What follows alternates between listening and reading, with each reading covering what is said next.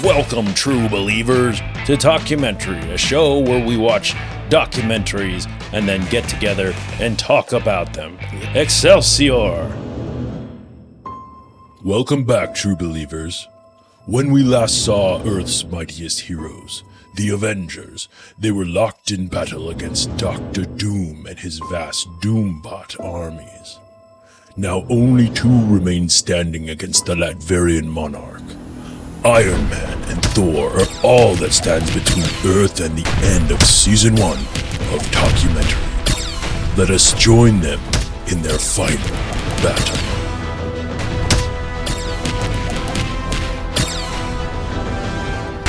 It is I, Dr. Doom, who will finally bring an end to the mindless cackle of Talkumentary.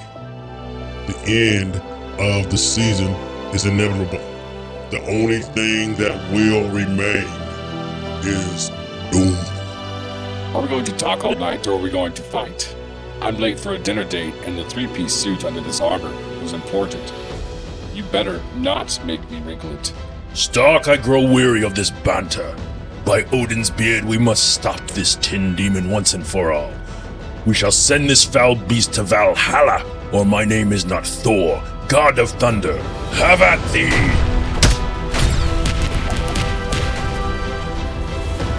God, a billionaire, and a tyrant clashed together like worlds colliding. When suddenly, from over the horizon, the faint sound of intro music can be heard, growing louder and more powerful each second. Doom looks up, and the breath under his mask catches in a way that can only be described as fear. No, that's impossible. It can't be. That's right, Dr. Dump Truck. It's another episode of Talkumentary. I knew it.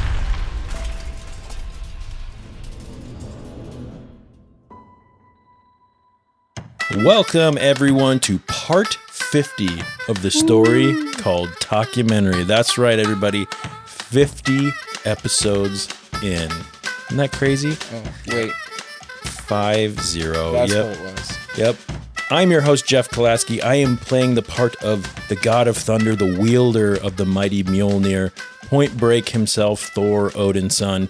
This will be our last normal episode of the season before our season finale next week. So we're going to take a little break between some episodes and all that. But I figured for our 50th episode, we would do something marvelous.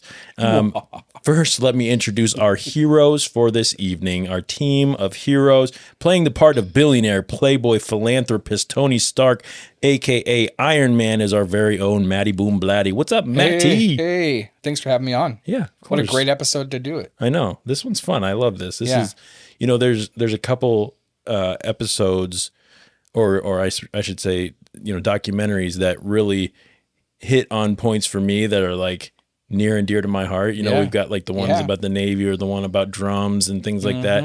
And like you can probably hear it in my voice come out like this is something that means something to Jeff. Like this is probably going to be one of those things, and we'll get into that.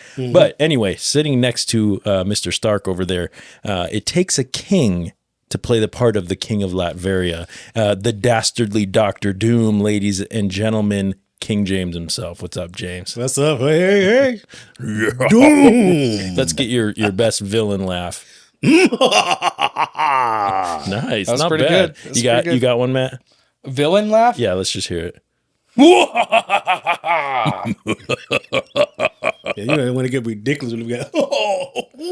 It's Christmas time, so. That sounds like Santa Claus out there, don't you? Yeah. Or like, Yep, the high pitch one, Anyway, let's get a few things out of the way, shall we? Go rate and review our podcast on your favorite podcast streaming services. Let us know what you think of our show. If you want to connect to our crew, look for @Talkumentary Podcast on Instagram, Facebook, and YouTube, or shoot us an email at info.talkumentary@gmail.com. Shameless plug here. If you can see this, let's see. Can't really. Let me. Butterfly Bakery. If you are in the Lincoln, Nebraska area, go see our friends at Butterfly Bakery. Thank you. Or if you're in Omaha, visit Anderson's Convenience Market. Okay. This is Jeff's gas station right down the street. not actually his, but Yeah, it's where they had coffee. If it was mine. Yeah. Yeah. Anyway. Yeah. I have no endorsements. This week for our 50th episode, we took a topic, like I said, very near and dear to my heart. We looked into the world of Marvel Comics, more specifically into one of the men who put Marvel Comics on the map by creating some of the most iconic characters, writing some of the most memorable storylines, and serving as the face of Marvel Comics for decades, none other than Stan the Man Lee. We watched a 1 hour and 26-minute documentary released in 2023 titled Stan Lee. Here is the trailer. Boom, boom, boom. Ladies and gentlemen, that's a camera wrap on the creator of Iron Man, Mr. Stan Lee. Hi, I'm Stan Lee, editor of the Marvel Comics group of superhero comic magazines. We didn't have any money. It was during the Depression, but I would read everything I could get my hands on. And man, I felt as though I could go anywhere. What I tried to do was write the kind of stories I would want to read. Our superheroes are the kind of people that you or I would be if we had a superpower. It's really a religious crusade, I like to think. Stan was always an upbeat person. I never saw him angry. There are so many bad things in the world that if you can entertain somebody for a while, it's a good thing. If you really want to change things and make them better, you've got to plunge in. Stan Lee is legendary. The legend, the man, the myth, the legend. What do you guys okay? So a little bit of history on me before we go any further. I was born and raised reading comics. I was inundated in everything comic books, with the cartoons, the toys, all that stuff. The comics, was that something that appealed to you guys, either of you, at all in your childhood or in your adulthood or at any point in your life? Was this something that you, Matt? You know, naturally, my family. So I was raised right in between comics and modern TV, like actual good TV. I mean, not that the old stuff wasn't good, but if you've seen old programming and new programming, there's a huge difference. But no, so comics was not ever my thing. I didn't grow up with it, but I was very familiar with the stories of Marvel and Stan Did you ever get into it? Like, does the MCU, does that appeal to you at all? Like the movies and things like that? Yeah, heck yeah. You know, everybody wishes they had a superpower. Yeah. So I mean, you can relate in one way or another. Sure. So yeah, I mean, James, how about you, man? Comics play any part in your life? Yep. Comics. In fact, comics, me and my sister, she passed away not too long ago. Sorry. Me and her used to have challenges all the time. Who can have the longest keychain? I got like 3 feet as far as I got. She got further than me. And then it was comic books. I got a stack. As a matter of fact, I just got my stack back. I've been missing for like almost 15 years. Yeah. I just got my stack of comics back and everything. And Nice. I went over them like, oh, yeah, there they go. Cool. I was going through them. I like, then you want to read them. You know, because they just bring life to something. You can leave this world and just go into the world with comics. Exactly. It's almost like my animations I like to watch. Yeah, like anime or cartoon Yep. type of thing. Yeah. Love comics. Yep. To me, it's always been, and I'll get into it a little more, I think, but, you know, the comics have always been something, it's like you're reading, but you're also watching a cartoon. You know, it's like you're getting to see some of the things, which, you know, part of what I love about reading is that you get to create those worlds in your own head. But part of what I love about comics is these characters and these situations become kind of a thing of legend where everyone's seeing the same thing when they see, you're really, if I talk to you about, a book that we read, a fantasy novel or something, we both probably have a different image of what the main character looks like. Right. But if the three of us read the new Spider-Man comic, we're all in the same place. Yeah, This is a shared experience with everyone who reads it, which I think is really cool. Yep. This documentary was directed by David Gleb, produced by Jason Sturman, David Gleb, and Brian McGinn. This film was a Supper Club and Marvel Studios production, distributed and streamed on Disney+. Stan Lee scores a fresh 81% on Rotten Tomatoes tomato meter with 43 reviews and an audience score of 83% with over 100 ratings. Here's a few of the reviews.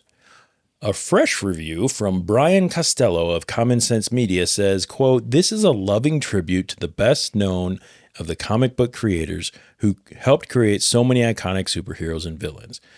So it's pretty straightforward. And then a rotten review from Samantha Nelson of IGN Movies says, quote, "Glosses over all of the controversies surrounding the leader of Marvel Comics at the expense not just of the other writers and artists who deserve credit, but of the documentary itself, which is a bland and uninformative work of brand building." So, I didn't dislike this documentary. The subject matter, I'm a big fan of, as we've said, but I do agree with the fact that this was very much a brand building documentary. This was built for Disney and Marvel. This was very much like, hey, let's make something else that gets people excited about our product. And, but that doesn't mean it wasn't entertaining. Right. But anyway, we're going to have a link with the credits stuff and the showy notes. Let's get into it. Showy notes. A quick warning before we get into the episode. If you haven't seen the documentary yet, go check it out before you listen. This is your one and only spoiler alert. But there's really nothing to be spoiled in this one. So hang out with us for a while, but still go check it out. If you're a fan of comics, you're a fan of Stan Lee or anything, or just a fan of us, we appreciate you being here. So let's talk about why we chose to watch Stan Lee this week. I chose this one, clearly. Plain and simple, huge fan of Marvel Comics. I have been my entire life for as long as I can remember. My dad is who got me into it. Into comic books as a whole. When I was young, he introduced me to many of the characters and action figures and cartoons and things like that. And then I spent a lot of time going to comic stores for my whole, my mom's got stories of, just wanting to pull her hair out because I would just be in these comic book stores going through the boxes, trying to find the right ones and, and this, just perusing all the different things and being excited about the different characters and wanting to, which story, because I didn't have all the money in the world. I only had a couple bucks. So which ones can I buy?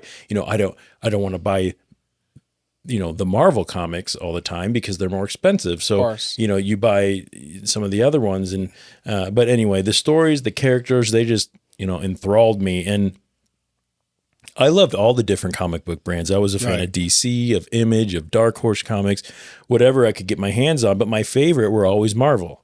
And in the documentary, well, before I go into that, James, did you have favorite brand of comics, or did you care?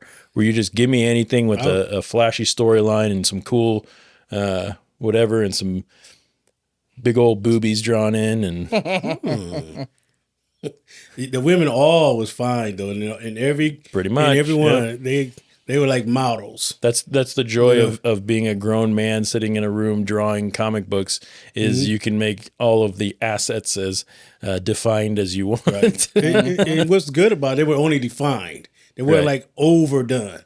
Well, okay. Some of the storylines there were some that were pretty okay.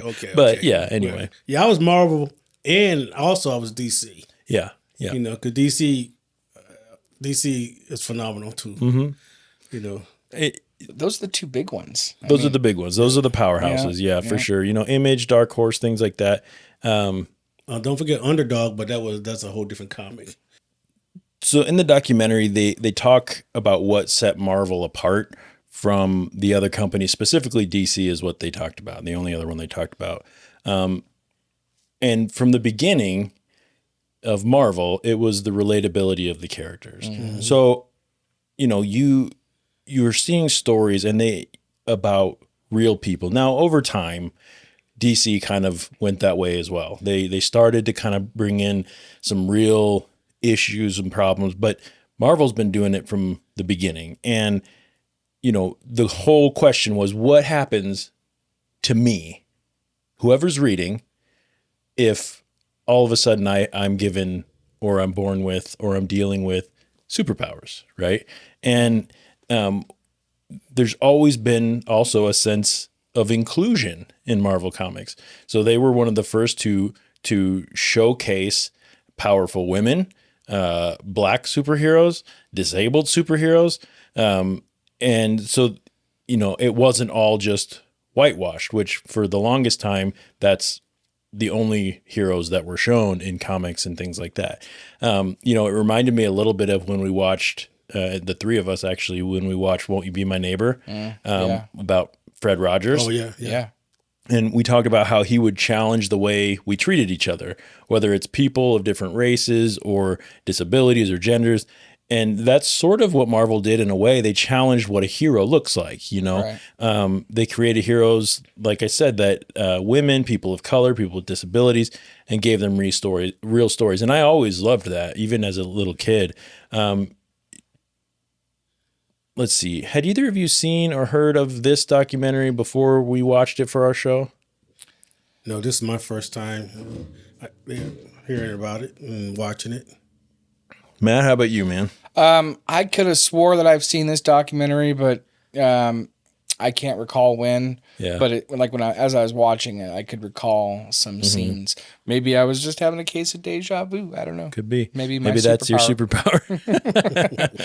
I have had deja vu quite vividly and regularly. Not recently, but go check out our episode on Glitch in the Matrix, where we have Mr. Alex Michalik here to talk about that. So check that out if you want a little more information on deja vu and things like that. Yeah. Anyway, so this documentary took us through the decades. I'm going to go through some details here. I've got basically, I think what I'll do is I'll go through, I'll give a bunch of details about Stan Lee's life, and then we'll just get into talking about some of the heroes, some of the stuff like that, because that's more interesting to me, honestly, than Stan Lee himself. Oh. So that's all right. This is my signal to... Well, his audio's still going, so okay. I'll be talking here for a few minutes, so we'll just it'll catch up. Okay.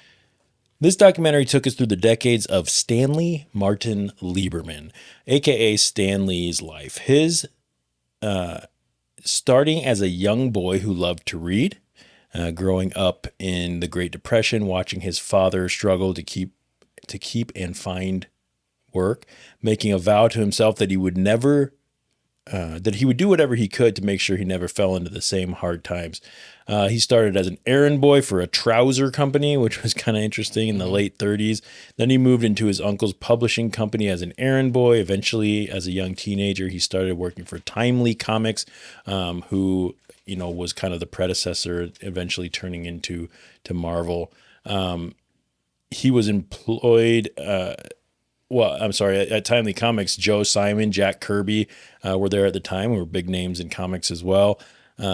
Stan was running around filling inkwells, driving Jack Kirby crazy. I thought that was kind of funny. He's a kid. And, Timely Comics was responsible for titles like The Human Torch, The Submariner, both of whom are still very active characters in the Marvel Universe. A little different than how they were at the very beginning, but... the Destroyer, the Angel, and of course, none other than the Nazi bashing patriotic all-American Captain America, who, is iconic now. And, anyway, Stan got his first shot at writing with the Captain America, with something called Captain America Foils the Traitor's Revenge. It's crazy looking back on that and going, so his first writing attempt, he wasn't even a writer. He was just an errand boy. His first attempt at writing was in a Captain America book. So WW2 hits, right? Stan volunteers for the military. And because he has experience in like story writing and things, by the time he joins the military, they actually pull him from like going to well, he was active duty, but he actually goes and starts creating training videos and training manuals for the Army, which was kind of crazy. Yeah. And then after the war, he gets out unscathed, and he goes back to the comic book world, and Timely Comics changes its name to Atlas.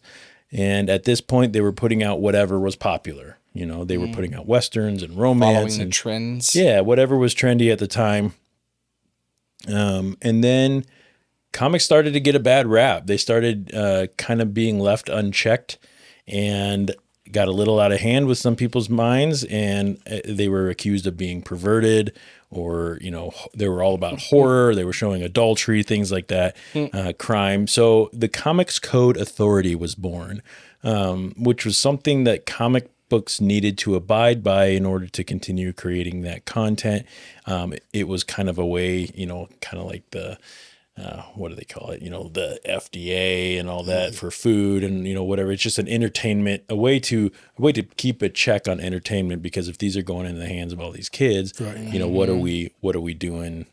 How are we making sure that that's not completely atrocious, right? Yeah, which I think we still need. What we need today on some of these TV shows with all the kids that's watching them now. We technically do, but it's just becoming more and more relaxed. Yeah. Things are becoming more. You look at some of the other countries around the world, like we're pretty restrictive on what we can see on mainstream TV. Yeah. So anyway, then something big happened in the world of comic books, and this was not at Atlas Comics, but rather over at DC. A little thing called the Justice League was born. Justice League. Who's in the Justice League? Superman, Batman, Aquaman, Wonder Woman, Flash, Green Lantern. We've got these big names in comic books, the best of the best, right? The best of the best. These like monoliths of heroism, right? The darkest one being Batman still has a moral compass that always points north. He's just a little grouchy sometimes. Yeah. And Atlas wanted a group of heroes. So Jack Kirby comes back. He had left for a little while. Jack Kirby comes back, teams up with Stan Lee, and who's the ever creative. And they're basically told, we need a group.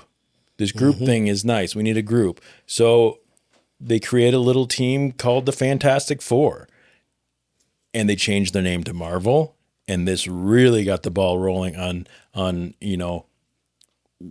what is to this day the biggest powerhouse in comic books, absolutely, probably ever. I mean, you don't pass it. I mean, now they're teamed with Disney, so they're even more of a powerhouse. So, thoughts? Fantastic Four. Fantastic Four was the first thing that Kirby and Stan Lee collaborated together and came up with. And it happened to come out at the same time. Just we was traveling through space and stuff, right? And the thing sounded fantastic. It's relevant at the time.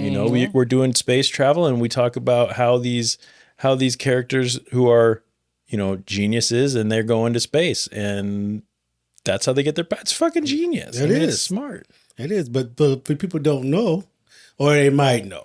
The comic book people know that idea of the Fantastic Four came from. Is it Kirby?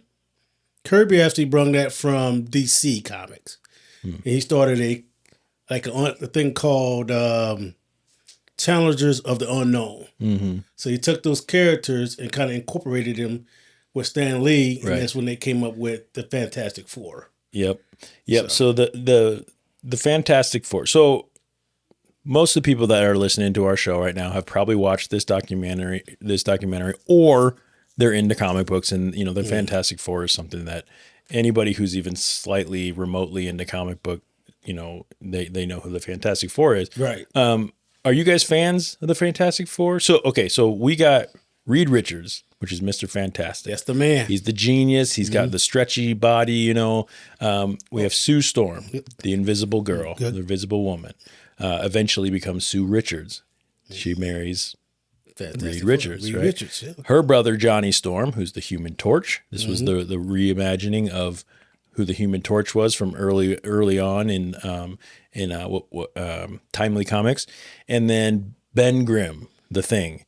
And they created villains like Dr. Doom. Dr. Doom. That's right. Yep. So, you fan of? Did you ever get into Fantastic Four? I'm really embarrassed, but like I couldn't like if you asked me who Fantastic Four was, I couldn't have named names. Interesting. Yeah, that's interesting. Yeah, man. I sometimes I don't realize. I think when I grew up so inundated in it, and Fantastic Four was one of my dad's favorites, and I think probably because he was, he had some of these original comics and things like that at one point. And, this was a big deal. How about you, James? Fan of the Fantastic Four? Love it. What? In fact, when I got older, only thing that turned gray in my hair was my sideburns. Mr. Fantastic, baby. They was calling me Mr. Fantastic. Yeah, no, that's great. Yeah. One of the best things, so the Fantastic Four, the family unit, right? So they took something that, let's not just make a group of the world's most perfect superheroes like Wonder Woman and Superman. Let's take a family, friends. Ben Grimm was best friends with Reed Richards forever, right? Right. Sue and Johnny were siblings. Reed and Sue get married, or they were an item, and then they get married. Even Victor Von Doom and Reed Richards went to college together, and they were roommates and buddies. Oh, yeah, sure enough. That's how their rivalry started. And so a real thing. So imagine, you've got your family, and you guys do a thing, and now you each have super. How do you deal with that? And one of the best things that come from this group, and they talk about it in the documentary, is the introduction of a fallible hero. A relatable hero.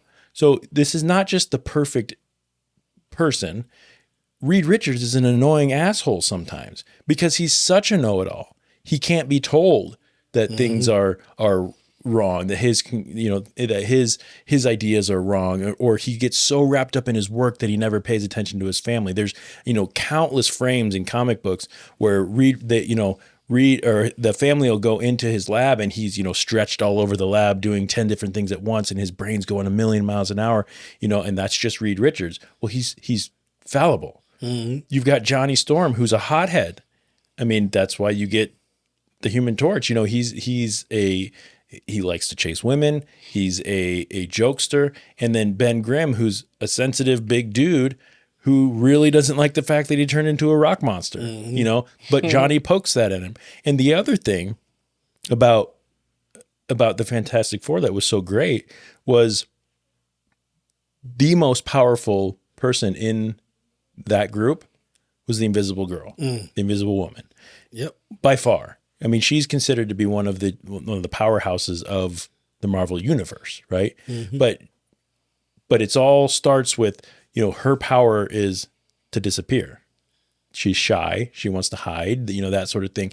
But it progresses into, force fields and, things like that. And she becomes a real powerhouse, which, that was incredible.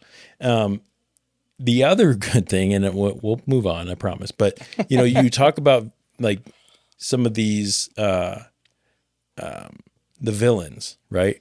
Marvel didn't just make a villain for the sake of being a villain. I want to take over the world. Sure, they had some of those, but most of the time, the villains were relatable. Right. They were villainous for reasons that you could say, yeah, that would make me upset too. Whether their family died, whether they, you've got like the Lizard, for example, from Spider-Man, who lost his arm and he just worked really hard to try to regrowing his limbs, and it got to him, or, the death in the family, or unfairness from something, or a hero did something that left them in the mud. And then, so it's not, I'm good for the sake of being good. It's not, I'm evil for the sake of being evil. It's, these are the circumstances that brought us to here, and we happen to be endowed with some kind of a ability, or even if their ability is just their smarts or their martial arts abilities or things like that. Bringing all those things in, real people, real problems, real issues, and creating this world out of it. It's incredible, right? And I really love that. Right. I really like the Fantastic Four because when they went through those cosmic rays, and I don't know how other people look at it, but the way I look at it when I was a kid, I thought that each of those personality traits Oh yeah. came out as their hero. Oh, for sure. They could As their power. read. Yeah. Like you said, his mind's a scientist. He's all over the place. So he had to be stretching all over the place. Well, and he was stretched thin all the time. All the time. He's always working so hard. I didn't think of it like that. I love yeah, it. Yeah. I love it, man. Soothing, she Yep. was always wanted to shy away. The gentle one. The gentle one and the hothead. But the one who holds the family together. Right. And the one that protects them through everything when they get to go. So he put the shield over them. Exactly. Oh, Man. I love it. I can It's see it so again. I good. can see it now. It's so good. And the movie did it justice. Wow. If you watch, I thought it did justice. You didn't like it? Oh, okay. No. No. But yeah. So anyway, that was a great one. Yeah. Yep. Okay. So how about another one that Stan Lee created? So, okay. So as I mentioned before, I'm more interested in talking about the characters and all that than I am really about Stan Lee. And guess what? This is our show. So we're going to do what we want to do. We're gonna do what we want to do. But we will kind of use it as a template for what we're going to talk about. Let's talk about the Incredible Hulk. The Incredible Hulk. Yeah. Talk about him all day long. Incredible All right, Hulk. go, Matt. What do you love? Do you like the Incredible Hulk? The character arc, that sort of thing? Yeah, I mean, the Hulk, he smashes the shit out of everything when he's pissed off. And when you get pissed off or mad, you want to smash some shit. Absolutely. Yep. So you've got a mild-mannered scientist, Bruce Banner. Yep. Right. Yep. And just through his, whatever of his scientific gamma radiation, research and things like that, he ends up becoming a monster. Right. Well, once again, who's the powerhouse in DC? Right. We've got Superman, the unbeatable. The unbeatable, basically perfect hero, right? Right. Well, there is no Next to Captain America, of course, but go ahead. well, that's a different world, and but the thing, yeah. So we could get into that if you wanted to, but the muscle in the Avengers, the real muscle in the Avengers, is an almost uncontrollable monster. That is constantly fighting inside with the reasonable side. Yeah. So you've got Bruce Banner, who is afraid to do anything. He's a twerpy little scientist, basically. And then you've got the Incredible Hulk that will rip through literally everything. And if that's not a play on what we have going on, especially people who maybe deal with some anger issues and anger management things, like, if I let this Hulk out, people could get hurt. But sometimes it's not super helpful to be so reserved either, that you can't get anything done. You can't progress. You can't challenge yourself because you're so afraid of what happens next. I do find it interesting that the Hulk still has the ability to do right. Even when he's transformed. Yep. You have good reason. Yep. Yeah, and there's a lot of people out there that could talk about this more than I could too, but I don't claim to know every run of every comic ever done, but there's so many iterations of the Hulk and the Hulk story and all that. And that's part of what's fun is, there are certain versions of the Hulk where Bruce Banner has no control. He is a monster. He is a just raging, and there, as far as I know, there has never been a recorded limit to the Hulk's strength, because the madder Hulk gets, the stronger he gets. Right. So, which is insane. It's so cool to think about. Like, and you've got that, but it's the inner battle. But it's the Jekyll and Hyde. And that's how Stan Lee talked about coming up with him, was loving Jekyll and Hyde, and the fact that there's such an imperfect being that is the muscle of this group, right? You don't have to be perfect. You don't have to be infallible. You don't have to do everything right. You make mistakes, but you can still be a hero. You can still be noble. You can still be trusted and relied upon, and you can still make a difference. And to me, that's what kids or adults alike get out of things like comic books. Right. To me, it's no more childish, and we can get into the childish versus adult, thing, but it's no more childish to watch or listen to or read a comic book or a comic book story than it is to watch, a TV show, a drama TV show. It's really no different because you're taking certain morals from it. You're taking, you're putting yourself in these stories. And if nothing else, and Stan said it best in this, if the world's a bad place sometimes, and if we can entertain people for a little while, that's a good thing. Yep. James, you said it. If you're sitting there reading a comic book and all of a sudden, you're Mr. Fantastic in your head, and I can see you as a little kid running around pretending like you've got superpowers. I did it regularly. Yeah. I didn't do it regularly, but I did. I want to fly. That's my thing. I want to fly. I did have a cape. I could tell you guys no story. I did have a cape. You guys. I did too. I made it myself. Nice. I used to be a skateboarder a lot, and I was a superhero. Called myself I actually called myself the Fantastic Four as a skateboarder. Yeah. I had little wings I had put under my. I would go down a skateboard with my wings flying out. How much money I'd pay to be able to see that? Right. And I would go the one-legged rider. Oh, nice. It was something else, man. Yeah.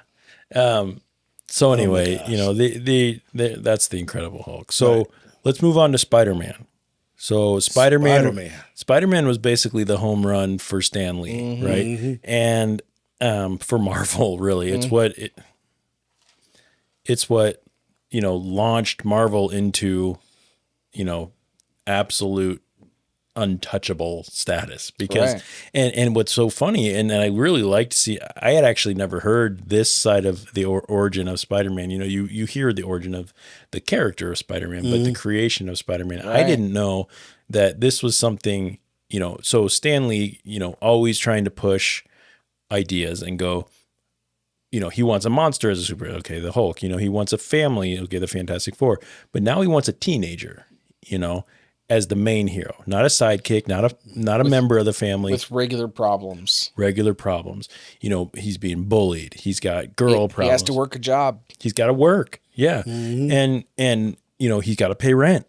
How the hell those are things that DC wasn't. Right. Yeah. Yeah.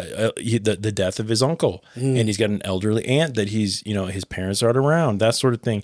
Like, those are relatable things for a lot of kids, so you're reading this and all of a sudden as a teenager or a kid reading this, you go, oh my gosh.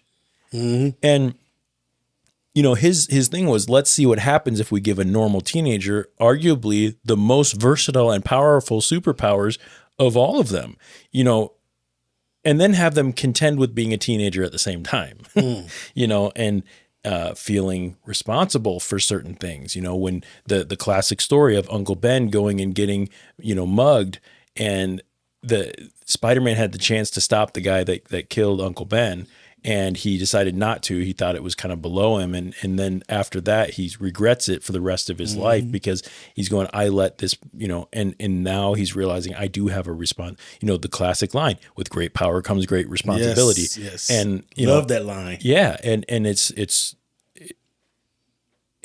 really, powerful, so I thought it was interesting. So Stan pitches Spider-Man.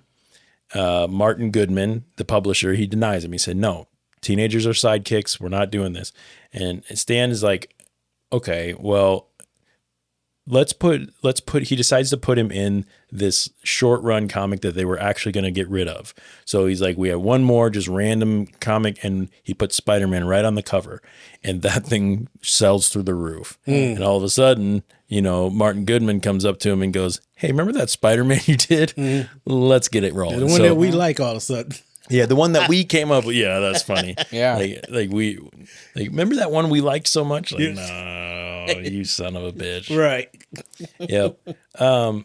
And the legend of Spider-Man is then born, and the stories just continue from there.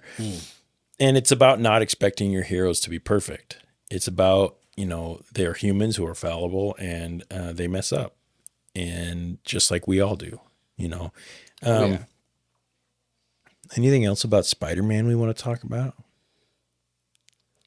I mean, I like all the spinoffs that they did on them. All the spinoffs. Yeah. Oh yeah. Like The was whole it Venom? the whole Spider-Verse, All that stuff is like Venom was the villain of Spider-Man. The villain of Fantastic Four was Dr. Doom. Mm-hmm. Each one had a dark side and a good side. Yeah. You know? Venom wasn't always a villain. Right. You know, there were times where he did things that were not villainous, you know, which is kind of cool. Mm-hmm. You know, you look at all the massive heroes over the course of history. Oh yeah. And like the ones that have the most movies made about them, you know, Spider-Man definitely ranks up there. You know, Superman, obviously, he's got tons of movies made about him. Yeah. And so, yeah. Then we get introduced in the film just a little bit. One of my favorites growing up. He still is up there as one of my favorites, but my opinions kind of changed a little bit. But I was all in when I was a kid, and that was when we're introduced to Thor, the Norse gods, right? The creation of Thor in the Marvel Universe, they decided to take Norse mythology and create characters from that, which to me almost feels a little bit like a cop-out to take existing mythology and existing characters and put them in, you know, to put them in. But it's also kind of genius because you have a whole bunch of stuff to draw from at that point. Right. Because how they did it was interesting to me. What they did was basically, so I guess the idea is that the mythological gods and deities were actually aliens with immense strength and powers. So the Asgardians, Asgard was actually another planet, right? So, or a realm, okay? So the ancient humans, when they'd see these Asgardians, they called them gods. Right. So when they say the god of thunder, well, he's not really the god of thunder. He's just essentially an alien who has superpowers or a hammer or whatever it may be that gives him lightning powers. Right. So so it would make a lot of sense because think about that. Imagine you're an ancient human. You know, we don't have space shuttles. We don't even know what space is. We don't have the technology. We don't have internet. We don't have any of that. And you see some being crash down from the sky wielding a hammer and lightning's coming out of it, right? Well, he says his name is Thor, and now he's your Norse god of thunder, right? And whatever. And all these other, you know, you've got Balder, you've got Lady Sif, you've got Odin, you've got Freya, you've got Hela, you've got Loki, you've got all these other, you know, characters that come from Norse mythology that they are able to put in and sort of take it to, this isn't so much a using of or a stealing of material. It's saying, the ancient people were just believed them to be gods, but they were actually essentially aliens. To me, that's actually kind of genius. I mean, it makes total sense. Yeah. I know they had a lot of variations of Thor too. Like the beginning, where just a regular guy like us went hiking up into some mountains, found his hammer, and he became Thor from that. You know, I like that. I like that. Theory of it, you know, this regular everyday guy. Yep. And then there was Donald Blake, who was like an EMT. So, and he could like call upon the power of Thor, and you know, you could kind of switch back and forth between human and Thor and whatever. So like Shazam. Yeah, exactly. Just like Shazam. Yeah.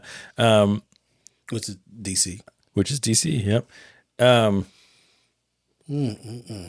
I love this comic stuff. Yeah, me too.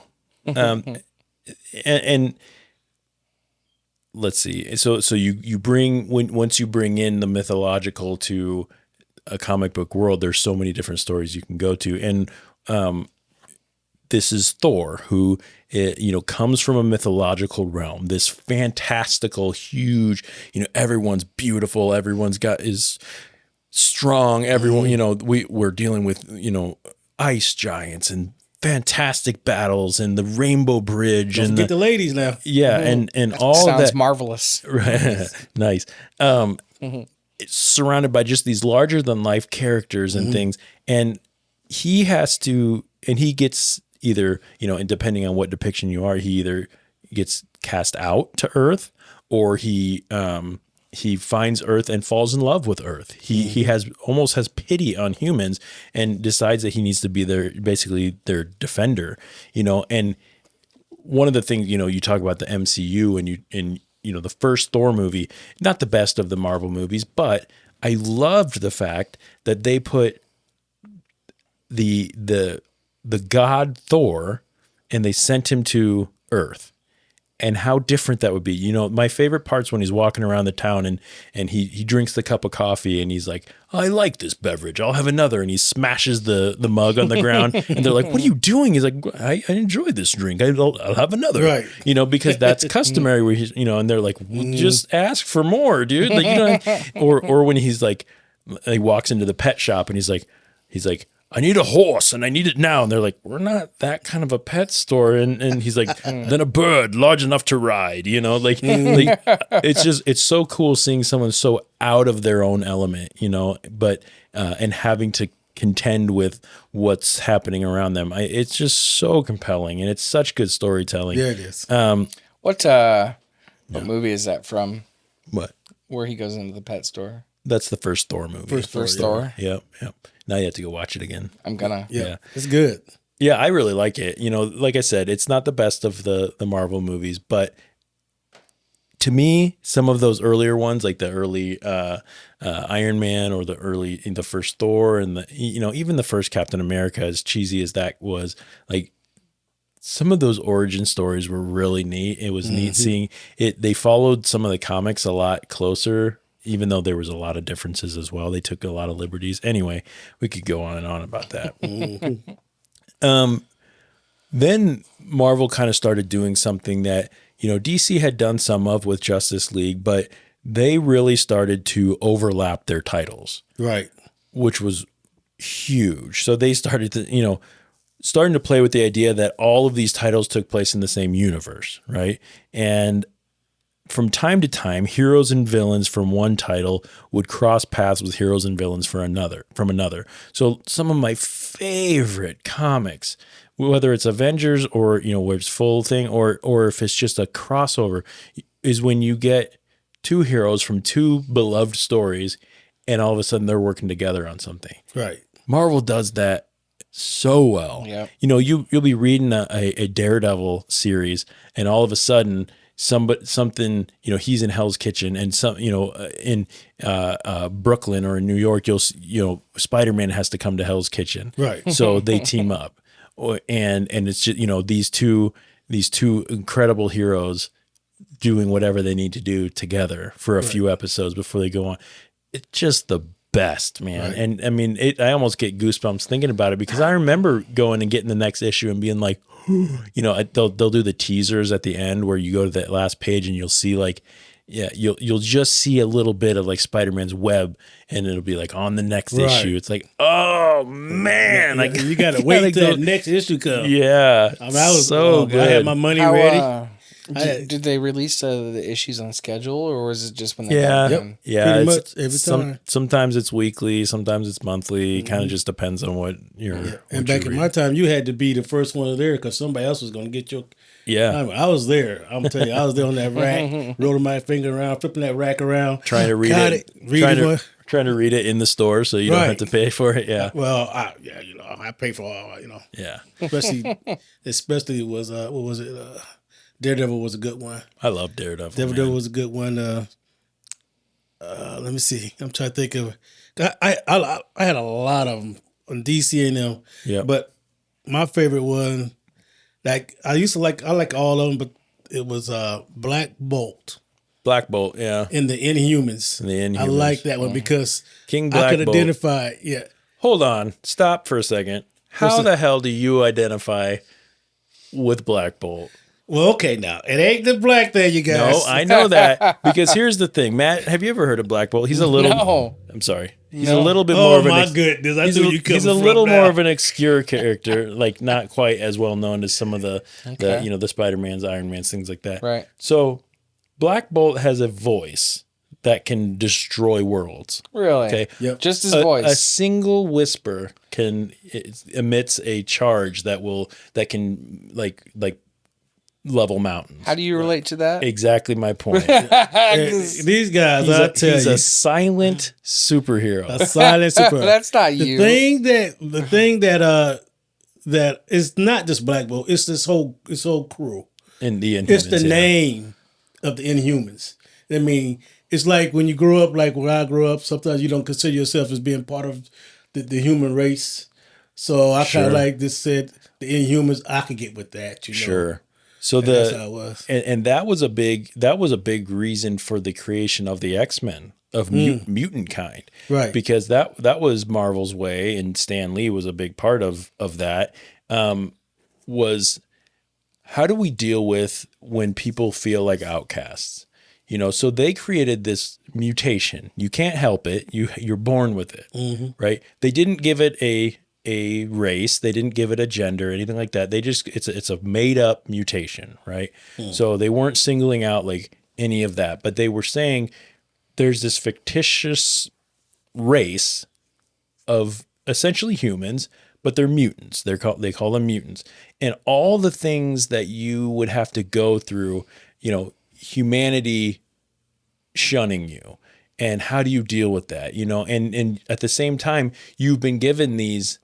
Sometimes, you know, and the cool thing about the mutants is that not all the powers are super glamorous. Right. You know, that's where sometimes you got the Hulk, where that's not a real glamorous power, but at the same time, you also have insane amounts of strength. You know, there are certain mutants that have kind of disgusting powers. You know, they have kind of, you know, things that you're going, I wouldn't want that ever, you know? And, yeah, so what you're talking about with the Inhumans were outcasts that lived actually on the moon, on the dark side of the moon. And I'm glad you remember all this, because this coming back to me. It's been a while. Yeah. Clearly, Jeff was a reader growing up. I'm very with you clear. now. When you say it, I'm like, oh yeah, that's right, they were. Yeah, they and got kicked off. And Black Bolt was the king of the Inhumans. And, but again, like, you're a king who has to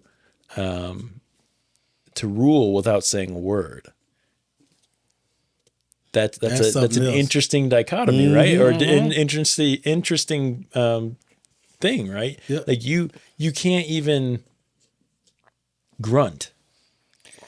I couldn't even. Right. Yeah, that's a it's hell of tough. that's a hell of a superpower. Right. Well, and then the if any of this is super boring, we can cut it out. But No, this is cool. You know, the different thing about the Inhumans too is they're not born with their superpowers.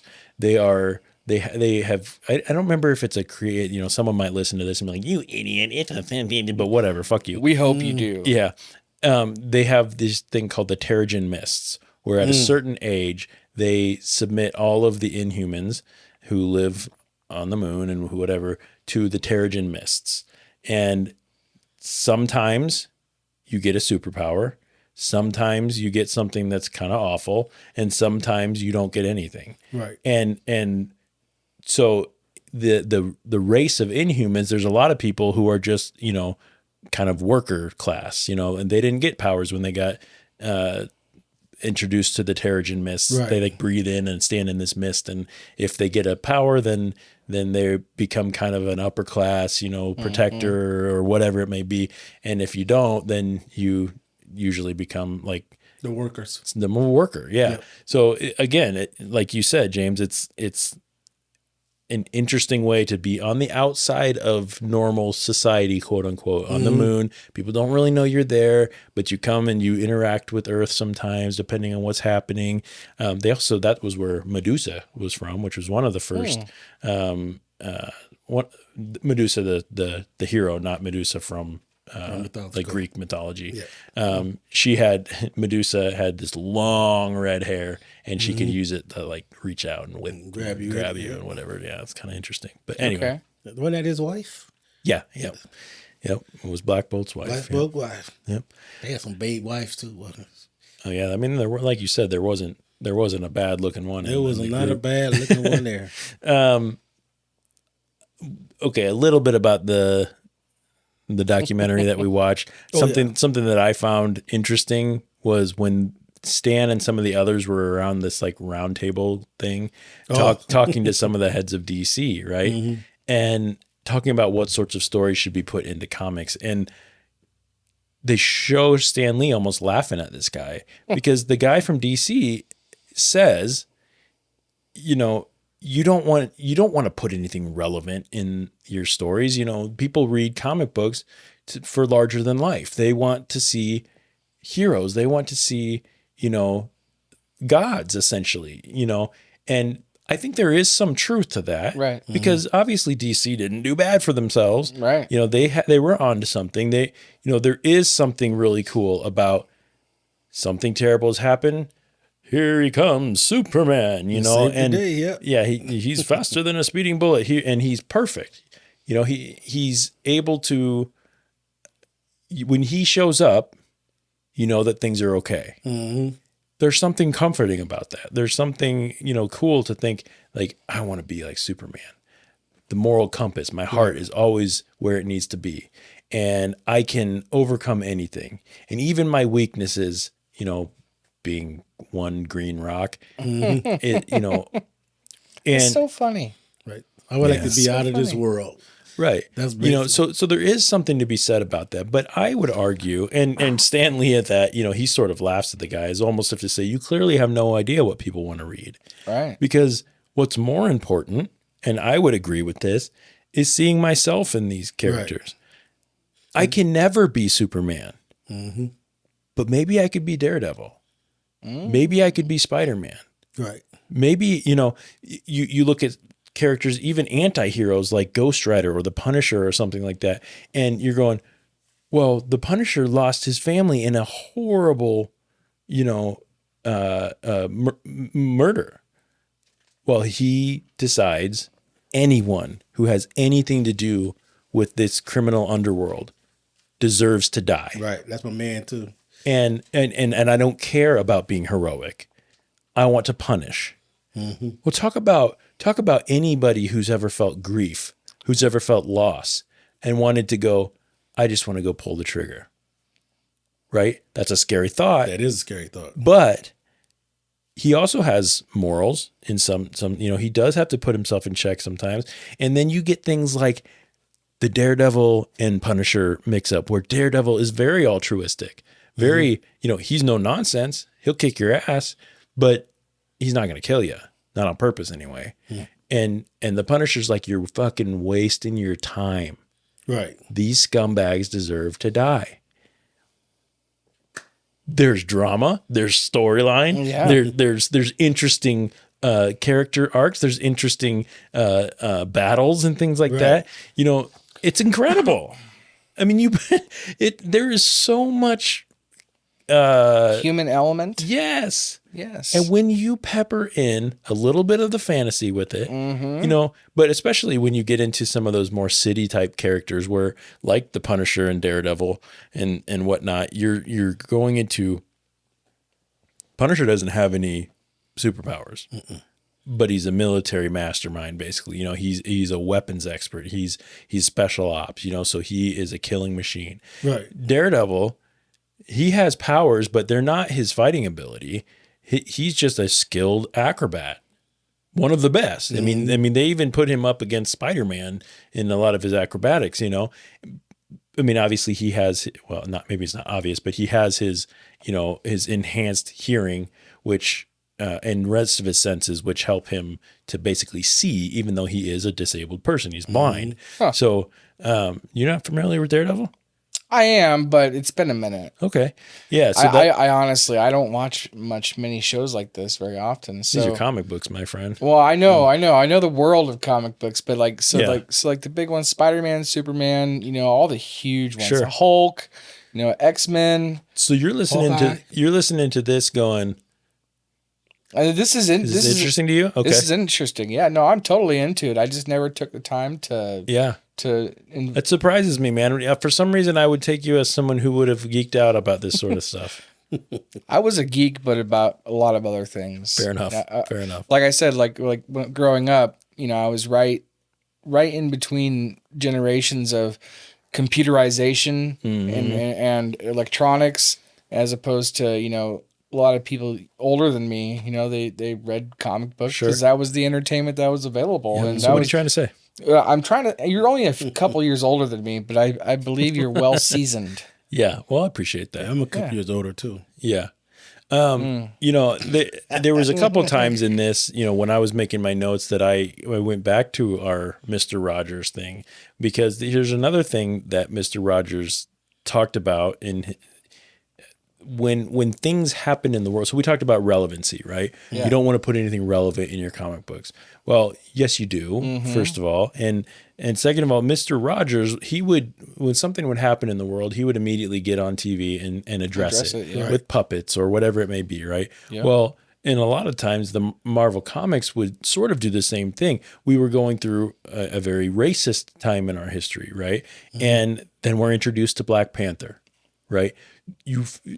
So he's not just shown in the way that many black characters are. They don't just take a black guy and put him next, you know, not to give them all the credit, because they did do that sometimes. They did like the Falcon, right? He ended up kind of being Captain America's sort of right-hand man. He was kind of a supporting character. Eventually he gets his arc. He becomes Captain America. And, you know, but the first black hero was, you know, Black Panther. Power Man.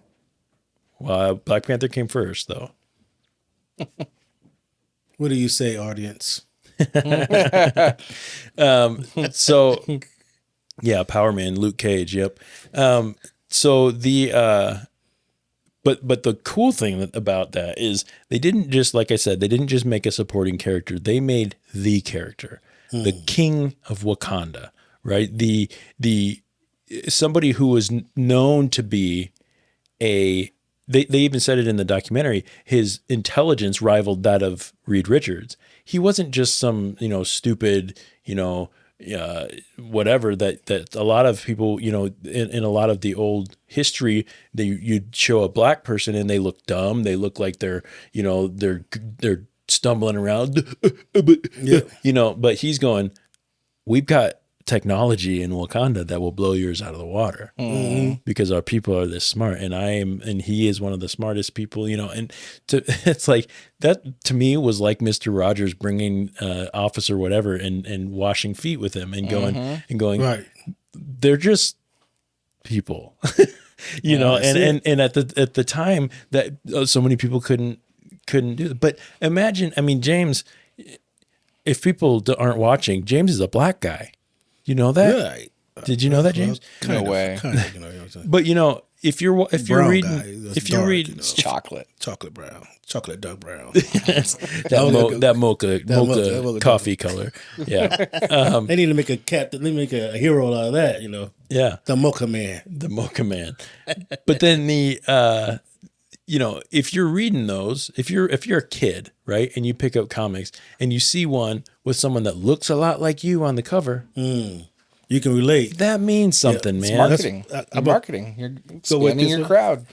Well, it is marketing, but it also is important. Right. Oh, absolutely. I mean, it's not just, to me, you could argue, I think, that you kind of pander to your audience, right? Right. You want a bigger audience, so you say, well, then I want a hero that's black, white, female, disabled, all the things, because I want everybody. But that's also inclusion. Yeah, like it's not just good marketing. It's inclusion. And they talked it's about important. that too, because he identified that 10% of his audience was female, right? And so that spurred him to create. You need Captain Marvel. Yeah. Go ahead, James. Sorry, you've been trying to talk. I'm always trying to talk, you know. Old Black Bolt. Sometimes Black Bolt, keep it quiet, but I do nothing, blow somebody away. You know? I was just saying when you said that how people can relate to the characters. Yep. They had Stan Lee sitting there. He was talking to a bunch of kids, and they was talking about like the evil. That was it, the big evil one that got most of the audience stuff. He's like, it really doesn't. What it is, it doesn't matter if you're handsome, ugly, strong, or weak. It is the character of a person that you can relate to. Yep. That you so much that you can care about them, or you can empathize with. Right. And that is the main thing of Stan Lee's whole thing. Empathy. Yeah. You want to empathize with the characters, and you want a character who's empathetic to what's happening around them. Yeah, even the bad guy, Even the bad guy. Right. Yeah. Yep, exactly. When you can see why a person is doing what they're doing. There is something interesting about a villain that just wants to watch the world burn. They talk about the Joker, obviously that's DC as well, but just being a maniacal lunatic, right? And that can be fun sometimes, but that can't be all the villains. Right. No. You need a villain that was struggled.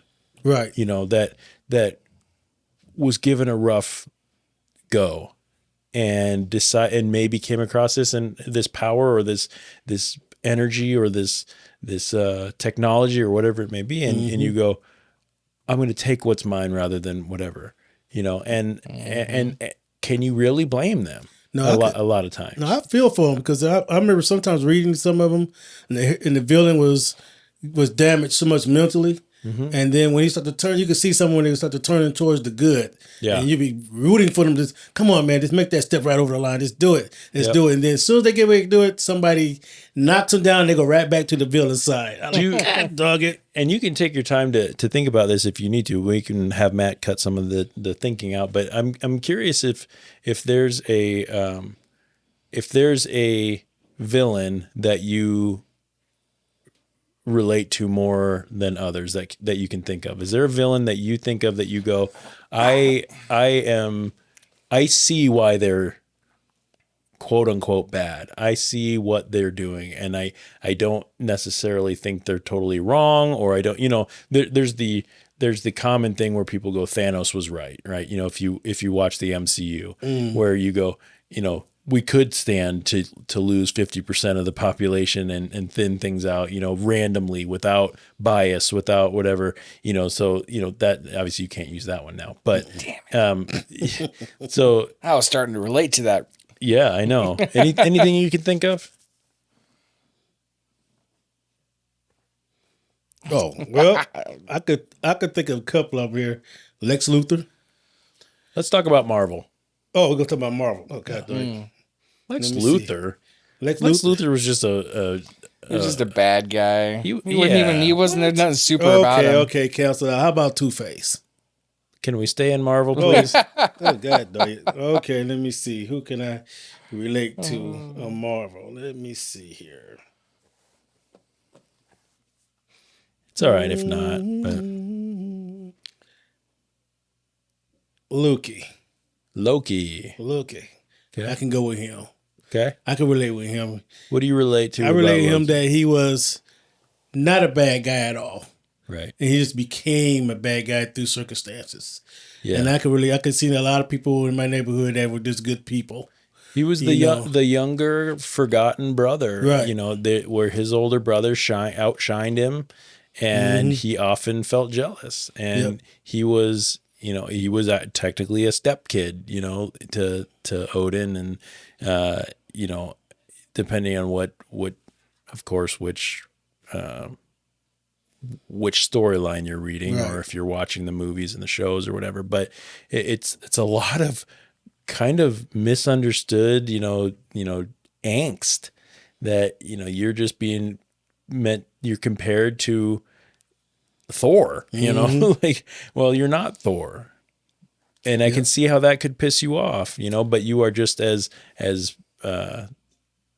useful and as powerful, right, and as, and unfortunately Loki kind of went the way of a villain, but I guess I didn't realize, but Magneto. Yep. Magneto's I didn't realize that he was a villain. Yeah. Magneto was actually the one I was going to say. Son of a gun. No, you're good. You're good. Yeah. Magneto is probably, in my mind, one of the most compelling villains, right? And not super far fetched either. I mean, like, and when you look at all the superpowers out there, like some of them are kind of crazy and out there. Yeah. But like to be able to, magnetism, and levitation and stuff like that. Yeah. That's wait. He could not levitate. Well, he could. He could create he could make himself levitate through magnetic field. Yeah. Okay, now let me set the story straight here, you guys. Let's hear it. All right. Now, Magneto could not levitate until he had metal around him. Okay. But later in time, they learned that if you have like a type of metal in your blood, he was able to manipulate that. And then that was a whole different story. Right. Magnetic field and whatnot. And if he's wearing, metal in his uniform, he can float himself. Right. And anyway, that's why Wolverine didn't have no chance against him. It's the stupidest thing ever. Why Wolverine ever? I know. Go? Yeah. Like, oh, okay. Well, I got your bones. But anyway, I agree with you that Magneto, because less about his powers and more about what he stood for. You've got Professor X, Professor Charles Xavier, who is the leader of the X-Men, the good guys, the quote unquote good guys in the mutant world, right? Mm-hmm. So you've got who believe that despite how much hatred is spewed at us from humans, the human race, it is our responsibility to find ways to work with them, to prove to them that we are not a threat, that we are here to help a society, to that sort of thing, and to help protect if needed, and they do that. A lot of what the X-Men do is protecting humans from other mutants. Yeah. Right. Well, so sure, you can see that, and that does make the X-Men technically the good guys. But think about that in this world. Think about if we had a group of genetic, whatever, and half of and some of our humans were spreading hatred, the Nazis, for example. Well, think about if there was a group of Jewish or people, or let's just say Jews that were Jews. Yeah, that were standing up against other Jews who were fighting the Nazis. That doesn't feel right. Nope. No. Just think about when he said that, I was thinking about Martin Luther King. Sure. He stood up and said, hey, we're not all villains just because we're this, Right. We can stand up and help the country. We can stand up and help each other. And Martin we're not Luther going King, for those. He was not like a Panther fan and not like the Black Panther. And though Black Panther was not too. That's probably a better. Bad. That's probably a better analogy than the Nazi thing because of how awful the Nazis were. But Malcolm X versus Martin Luther King, or Black Panthers and Martin Luther, because you've got somebody who's very intelligent saying we can work together and make this work, and somebody else who's also very intelligent saying, no, we deserve for you to be. Both are right. Right. Both are right. A little bit more peaceful. One is more willing to be violent, be aggressive, be discontent, where the other is less willing to do that and wants to find way. Talk about like relevant storytelling, right? So you talk about Magneto. Magneto's the Black Panthers, party in this scenario. He's going, no. We are not less than you. In a lot of ways, we're more than you, which, his Homo superior, which he called the mutant kind as Homo superior instead of Homo sapien, was more along the lines of like a superior race, which I can't really see that side of things. But he's going, no, not only that, but you don't get a choice to treat us terribly. We're here. We didn't choose this. We are people who are deserving of everything that you're deserving of. Well, hate to say this, I fall more in line with someone like Magneto than I probably ever would in the Charles Xavier camp. Right. As a kid, I'm a fan of the X-Men. I love the X-Men. I love, that, and I love peaceful resolutions to things, but I'm also not willing, the sort of the things that came out of, if we were in the Marvel universe, and I have a mutation and a superpower, and it's a combat style superpower, right? And I'm in the X-Men. Let's say Jeff is now an X-Men, right? And Trask creates the mutant hunting Sentinels. It's over. I'm with Magneto and the Brotherhood now, because you went from not just hatred, not just spewing hate, not just, being discriminatory or being racist or anything like that. Now you're killing us because of our genetic difference. Right. Well, guess what? Now I'm on the other team. So I don't know. It's just, but those are the things that, I've always loved to think about when it comes to these worlds. And I think that's what makes them so beautiful. I think that's what Stan Lee and Jack Kirby and all of them, what they created is so beautiful, because they're so complex stories. And I don't think a lot of people realize it. A lot of people, when they think about comic books, they think about the old Superman comics, where it was bad guy wants to be bad for bad, destroys city, good guy, stop doing that. I'm good for being good. Punch, he's in jail. All is good. Things are great. That's cheesy, That is cheesy. And not to say that as a kid I didn't like that sort of stuff from time to time, but it's more complex than that. You're talking about real issues, real human issues. And the difference is you just add in some fantasy. Yep. Well, who's not guilty of liking some fantastical stuff in their entertainment? Anytime you can take something normal and make it extraordinary, but still keep the normal in there. Yeah. Right. Kind of like me. Exactly. I was normal, now I'm extraordinary. Exactly. That's what I'm talking about. Yep. So anyway, let's see. Oh, okay. We got some controversy. They touched on it a little bit. I think they glossed over some of the controversy between Stan Lee and the other guys. And the biggest thing is that from what I know, the biggest thing is that Stan Lee had a tendency to claim and to really believe that he was the sole creator of a lot of things that were actually more of a group creation. And he touted it loudly and often. He was the person who wanted to go out and talk about Marvel Comics. And he loved to say, I created Spider-Man. I created the Incredible Hulk. I created Iron Man. And well, he wasn't too far from the truth on that. Wasn't too far from the truth. No. So, but he wasn't by himself. Right. Well, the artist just made it up. So that's the whole argument. That's the whole controversy. There's two elements to it. Who creates, how is a character created? Because who is the creator of the character? The person who thinks it up, or the person who brings it to life?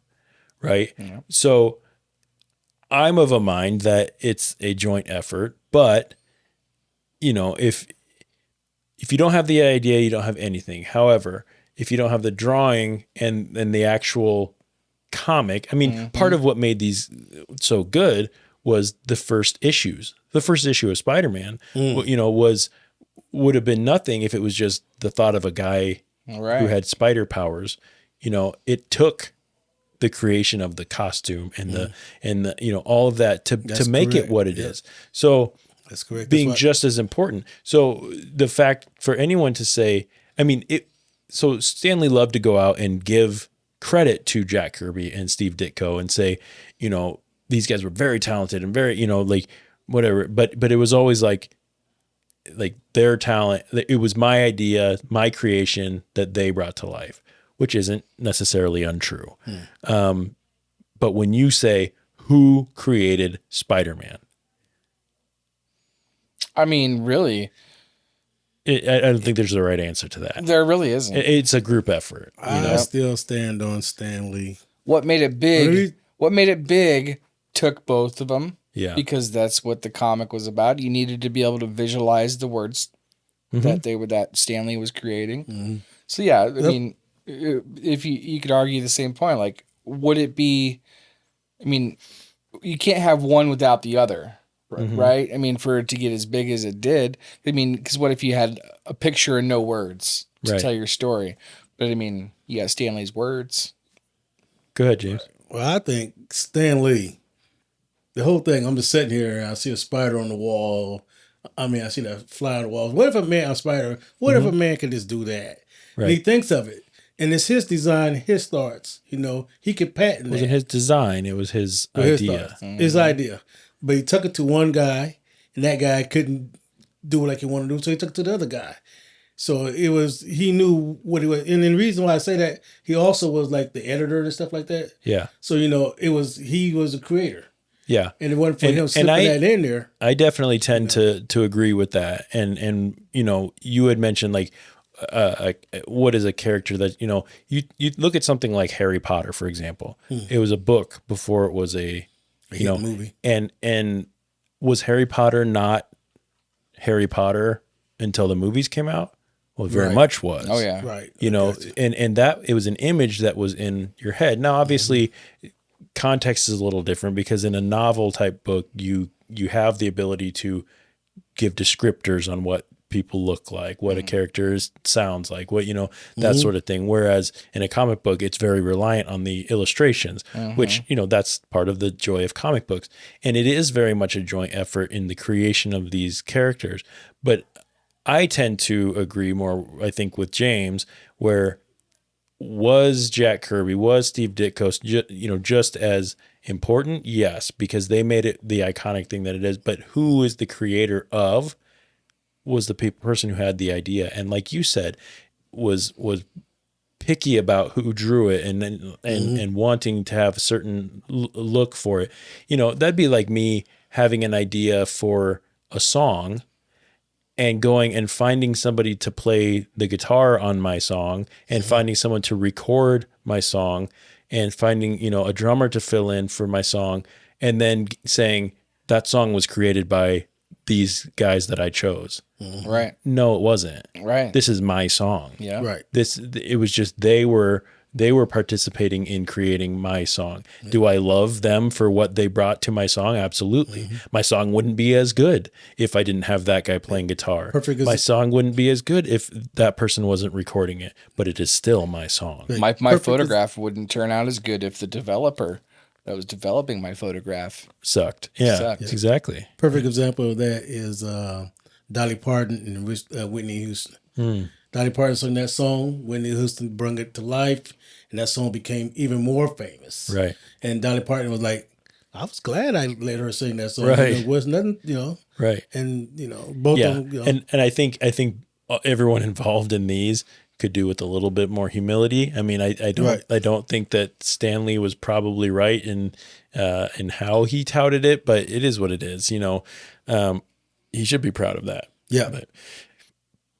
so toward the end, and we've probably gone way over. I don't give a shit, honestly, but it's the 50th episode, guys. It is the 50th episode. After all the decades of pushing out new characters, challenging the status quo, and the thing that's crazy too is most of those characters are all. Oh, can I rewind just a little bit? Oops. One of the things that actually bothers me a little bit about what Stanley was saying with regard to who created what is Stanley claims Thor as the Marvel universe knows them. Obviously, he doesn't claim to have created the mythology behind Thor, but as the Marvel universe knows it. But Jack Kirby had been drawing Thor and bringing Thor into things before that. So I'm a little bit like, maybe you should maybe pick and choose which ones you take credit for. But anyway, so anyway, let's go forward. I did have a wow moment in this. Go ahead. My wow moment was, now check this out. I like That's wow. I like, wow. This dude was the editor and he was the story writer. At he like 16 or 17 years old too. That age. And then when he got to a point to, if I need a new car, I just write a story and pay myself for it. Right. I like, love it. Man, could you just do your own work and pay yourself for what you want? I write 3 stories, I could get the rent done. I mean, wow. Right. I like wow. I like that. If I could just make up something and just pay myself for it. Be nice, wouldn't it? It would be nice. Yep. America. I was struck. I'm struck by, you know, the fact that we almost are in a world where in Marvel comics and a lot of comics, you don't get a lot of new characters. Like you get some, you do get some, but the tried and true large group of characters have been there for a very, very long time. Right. We're telling and retelling different variations of stories for decades. And that's got to be what it is. Like, how many times can you give somebody the same power as somebody else without being, monotonous or whatever the word is? Yeah, and repetitive. Repetitive. Thank you. And like, we get new. For example, Kamala Khan, Ms. Marvel. She's a newer character. They found, I believe she's Pakistani, and they give her this interesting power, and they integrate her into things, and she's kind of a fangirl of what, and that's a really cool thing. You find new ways to integrate new characters, but they integrate them with this larger group that have been here since the 20s, the 30s, crazy. Like you're still writing new Captain America comics and they're still decent. You're still telling good stories. To me, it's just insane. But anyway, so Stan Lee, after all the decades of doing this and watching these things grow, proving that this isn't only for kids, you're writing them at a college, level, as far as the vocabulary and things. And something like the Marvel Cinematic Universe comes into play, the MCU, right? The powerhouse behind why these characters are so huge now. I was a fan of all of these Avengers and whatnot before the movies came out. But now you'd be hard pressed to find someone who doesn't know who Captain America or Iron Man or the Hulk or Hawkeye or Black Widow is. You don't have to be a big comic book reader to know who those are. You don't even have to be a fan of the movies to know who they are. Right. It's so big. You just have to be alive in the world right now, and you're probably going to have an idea of who these characters are. Well, you'd be hard pressed. For bad or good, these stories are huge, so. And that has a lot to do with Stan Lee. Stan got cameos in all of those movies until his death. And it was always fun to see his cameos as they were going. Can you imagine what it must have been like for Stan Lee to, when you're getting into your 80s and 90, I don't remember how old he got to be, but when you're becoming an old man and you're standing here on the set watching a character that you created in your little apartment, in your little lab or whatever and you're watching millions of dollars go into a production and they're asking you what you think. They're applauding you. Can you imagine the pride you must take? I mean, yeah. And that's one of them pure things too, because the art of creating comics and creating stuff like that is so pure and feels like it. Yeah. And I think about that and I go, man, I hope he was proud. And I think he was. Oh, I'm sure. And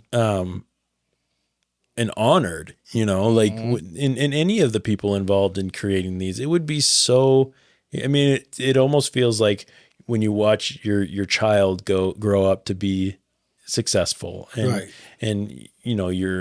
it's a different type of feeling, I think, but probably in the same vein where something that I created is loved by so many.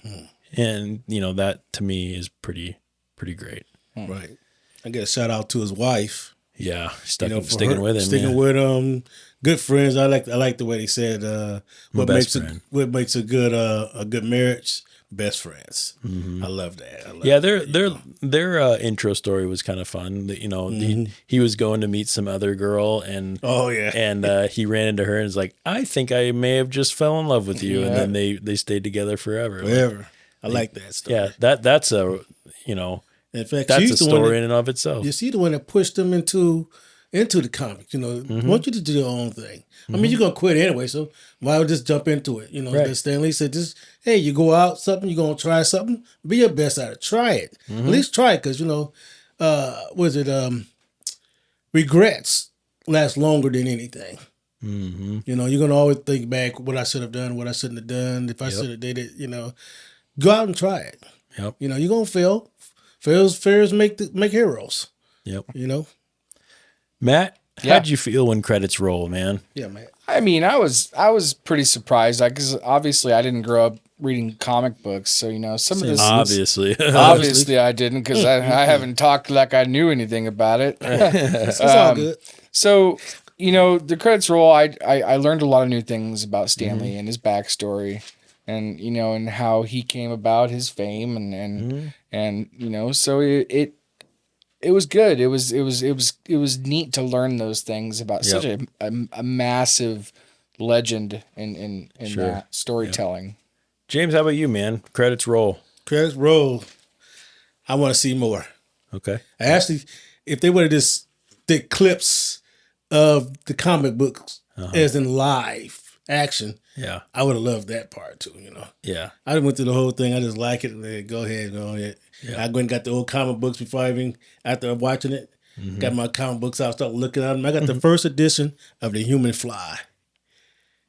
I'm not familiar with that. The Human Fly. Nobody knows too much about it. He wore a cape and anything. I got the first edition of that. Interesting. I got the new change of Aquaman when he switched his uniform from the green and orange to like camouflage to go with the ocean. I got that. I like wow. I think about my sister. I know it's something else. Yeah. You know, my dad had this is the story he's told me. He had some first runs of like Daredevil and Fantastic Four, really good old ones. He went and joined the military, and his mom gave him to the special needs kid down the street. Son of a gun. That was money. If you could find the comic from Timely magazine, you know how much that would. I mean, it's big money in there. It's big money in there. You know, credits roll for me. You know, I love comics, of course. So it did seem for me like this was very much something made for a Matt as opposed to made for a Jeff, because it was very surface level. It was a scratch the back of Stan Lee's image. It was a it was something fun for people to watch on Disney Plus. Right. And I did enjoy it. But I didn't walk away saying, you know, wow, I really learned something new. There was a couple of interesting things, but you know, that's because I'm a nerd for this stuff. So I'm not, you know, these are stories that I'm very familiar with and all that. You know, I want the deep dive into the lesser known characters and things like that. But, you know, I'm a fan. So I thought it was good. Should we rate the thing? Well, I got a question first. Let's ask it. Okay. Who out of the Marvel? I'm just gonna throw DC in with it. You can do anything you guys want to do. Okay. I know where this is going. Who is your favorite villain and favorite hero? Okay. And if you was going to pick one, which one would you be? Matt, do you want to go first? Okay. So, James, I have to ask.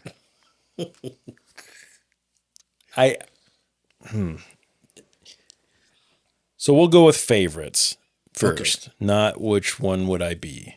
Okay. Favorites are hard for me to choose because I have so many favorites for so many different reasons. Yeah.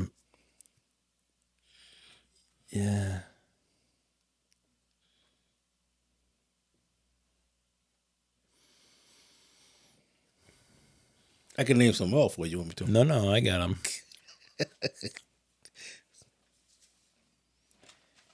You know, I'll go with the. This is not an all-inclusive answer, and I may, you know, in next minute or two change my mind. But I've always been a big fan of Ghost Rider. I like the idea. I mean, obviously he's a cool image, the skull and the flames and the motorcycle and all that, and kind of almost selling your soul to save the ones you loved, and then being tied to it. You know, it's an interesting concept. I'm a big fan of, you know, I grew up loving Thor. Thor was great. I tend to lean more toward the more subtle characters. So, you know, you look at like a Luke Cage, for example, Power Man. You know, if you don't look any different. You don't, but you have unbreakable skin. To me, that's a superpower that is, what do you call it? It's practical. You don't have, laser beams coming out of your eyes. You don't have, so to me, those are more compelling. I love the Daredevils. I love the Fantastic Four, but, villains, Doctor Doom has always been one of my favorites.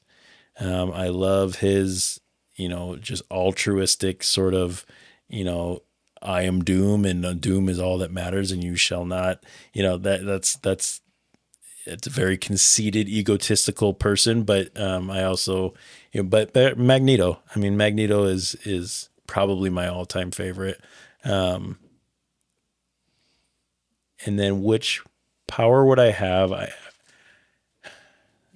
don't think we have enough time to really get into that because if I were to just choose right now, I would probably do the unbreakable thing. I'd be unbreakable, but I don't want to say who I would be because you looped DC in there, and anyone who doesn't choose Superman's an idiot. Right. And kind of what I was going for because that's what I grew up with. That's the one big one, like growing up, Superman. Yeah.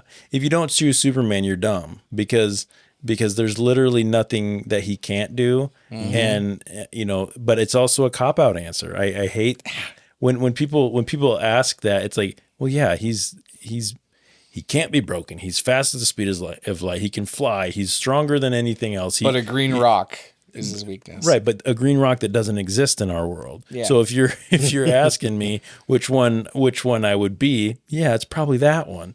But, that's why when you say, when you loop things like DC into it, they're a little bit more on a level of, that a little bit, it's all unrealistic, truthfully, but, even more so unrealistic than some of the others. I like questions like which of the original Avengers would you be? And, that sort of thing, because, which it would be Thor, of course, but yeah. How about you, James? Silver Surfer. That would be my see, here we go. Here comes the nerd in Jeff coming out because Jeff goes, I don't know that you really want to be the Silver Surfer, James. Do you know the story of the Silver Surfer? I do know the story of the Silver Surfer. I do. I actually do. Okay. But my question is... You're flipping your papers around. Oh, there it is. Okay, there we go. There we go. My question is, who's the favorite hero? Okay. I choose Silver Surfer. Okay, fair enough. Yep. And then on the villain part, I choose, where's the guy up? There we go. On the villain part, where we at? I choose,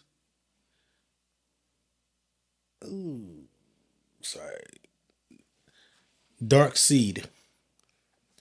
Okay, so you did bring DC into it. Why do you like Darkseid? Well, hold on. I took that back. Not Darkseid. I took that back. I choose on the villain. I choose Red Skull. That's who it was.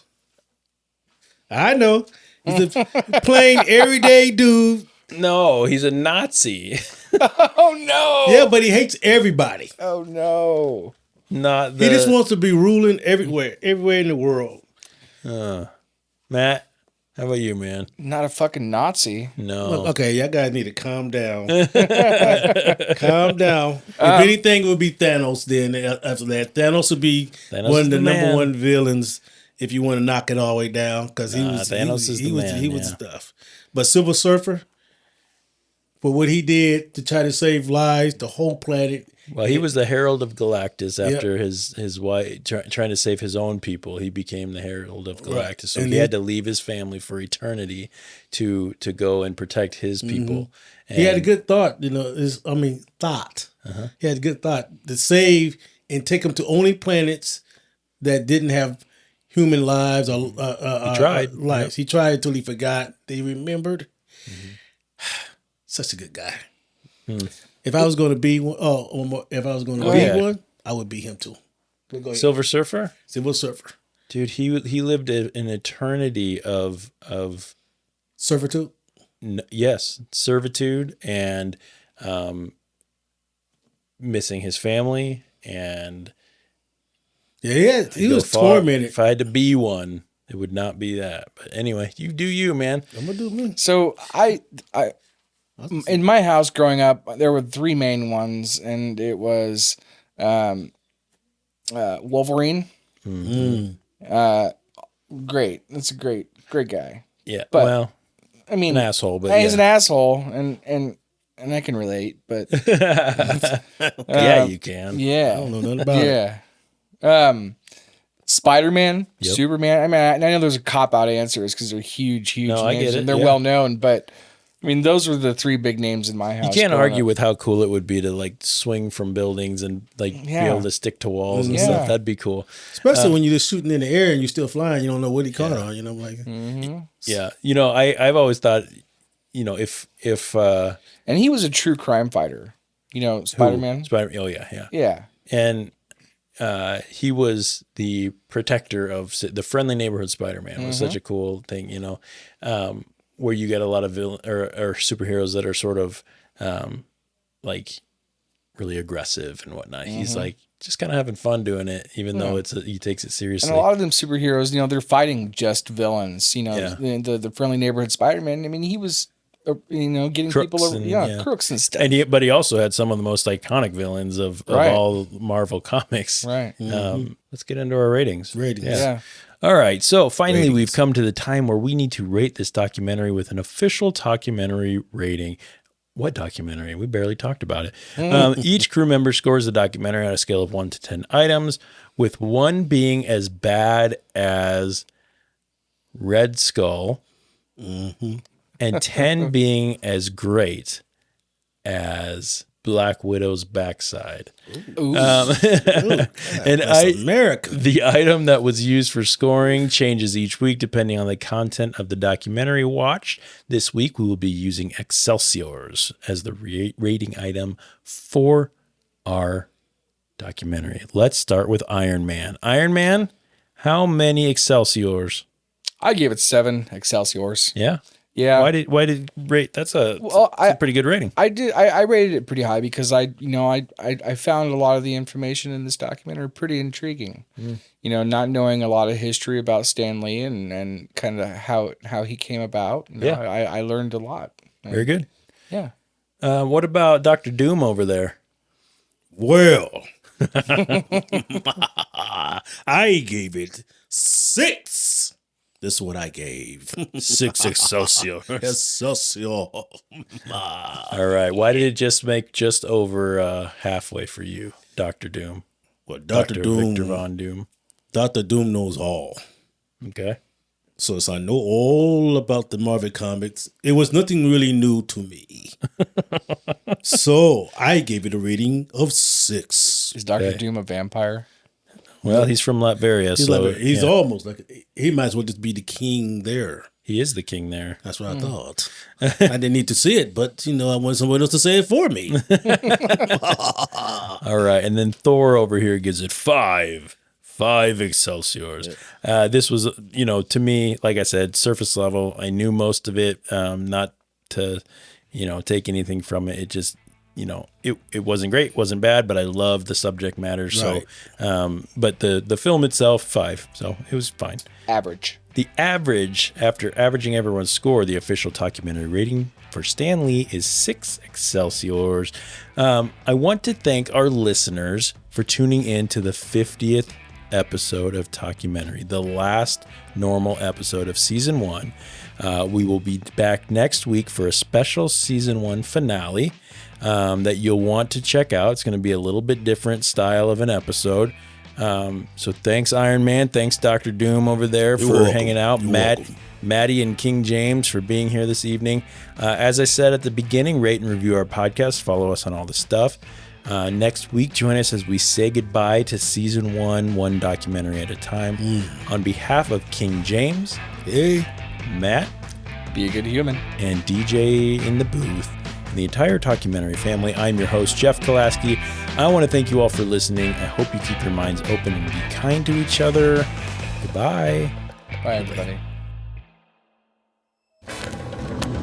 Helmetless and bleeding, a battered Iron Man is slowly pulled to his feet, assisted by the war-weary god of thunder, Thor.